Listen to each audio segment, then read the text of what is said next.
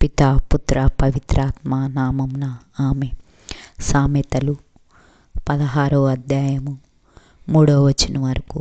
నీ పనుల భారము యెహోవా మీద నుంచుము, అప్పుడు నీ ఉద్దేశములు సఫలమగును.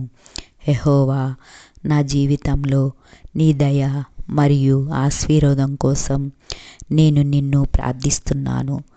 నా ప్రతి పనిని, నా ప్రతి కృషిని నీ అనుగ్రహంతో నింపాలని కోరుకుంటున్నాను. నేను చేసే ప్రతి పని నీ వంశంగా మార్చి నీ సంకల్పాన్ని అమలు చేయగలుగుతూ నీ మహిమను ప్రతిబింబించేలా నా హృదయాన్ని శుద్ధి చేయము.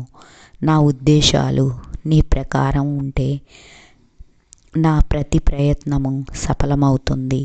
నాకు శక్తి, ధైర్యం మరియు నయం అందించు. నీ సూచనలను అనుసరించి నేను జీవించగలుగుతున్నాను. యెహోవా, నా మనసును, నా హృదయం మరియు నా కృషిని నీకు అర్పిస్తున్నాను. నా ప్రయత్నాలు నీ ఆదేశాల మేరకు ఉండాలని నేను కోరుకుంటున్నాను. నా నిరుద్యోగం, నా అడ్డంకులు, నా భయాలు నీ ముందు వేయాలని నేను యథార్థంగా కోరుకుంటున్నాను. నా పనులు నీ సూచనలో విజయవంతం కావాలని, నా ప్రతి నిర్ణయం నీ ప్రార్థనలో భాగంగా మారాలని నేను విశ్వసిస్తున్నాను.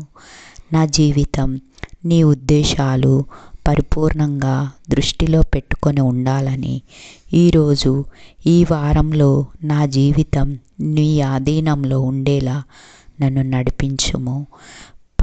పవిత్రమైన యెహోవా, నా జీవితంలో నీ ప్రణాళికలే సరైనవి.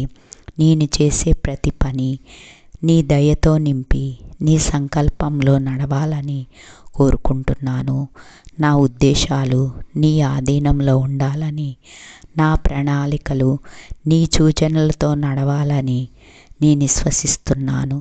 నా కష్టాలు, నా అపార్థాలు, నా శ్రమలపై నీవే ఆధిపత్యం తీసుకో. నీవు నాకు మార్గదర్శి కావటం ద్వారా నా ప్రతి ప్రయత్నం సఫలమవుతుంది. నా వృద్ధికి, శాంతి, ఆనందానికి నీ చెరలో జీవించగలుగుతున్నాను. యెహోవా, నా మనసులోని భయాలను, సమస్యలను నీ కళ్ళ ముందు అర్పిస్తున్నాను.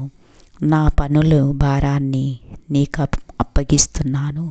నా జీవితంలో ఎటువంటి నిరుత్సాహం, కష్టాలు వచ్చినా నా హృదయం నిన్ను నమ్ముతున్నది.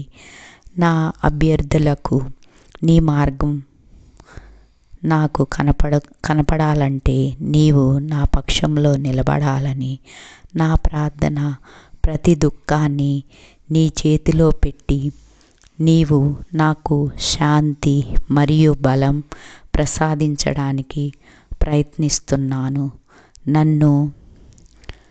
నన్ను నమ్ము, శక్తి ఇవ్వాలని నేను నీకు ప్రార్థిస్తున్నాను. ఆమేన్.